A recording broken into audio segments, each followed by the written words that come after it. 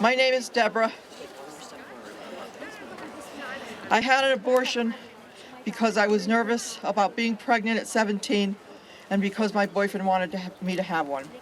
When I went to Planned Parenthood, the worker told me that I wouldn't be aborting a baby because it was nothing more than a blob of cells. She told me I would have to forget about going to school if I decided not to have an abortion. I scheduled the appointment.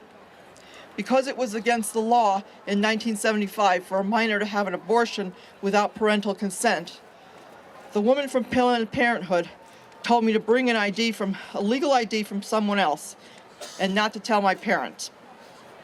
As time went on after the abortion, I tried to hide my shame.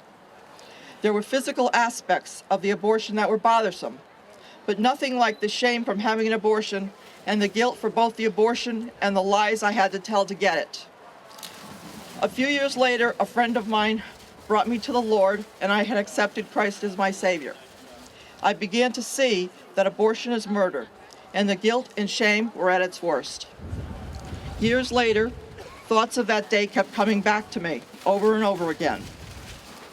I realized that I had done the most awful thing I could ever do. I paid someone to kill my unborn baby. After that, I felt that I should suffer. I felt cheap and unworthy.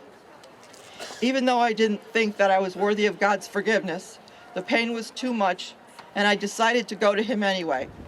God's love and forgiveness came, and eventually the images stopped. A friend of mine told me about the recovery program at Rachel's Vineyard, where I found healing. But the best was yet to come. When God forgave me, He turned the situation into something good. I got involved with pro-life groups and went to rallies. I realized that my shame and guilt were now gone. An unborn baby is a human being and deserves to be nurtured and treated as such.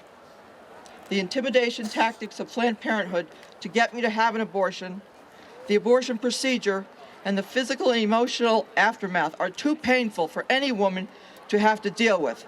This is why I am silent no more. Amen. Thank you.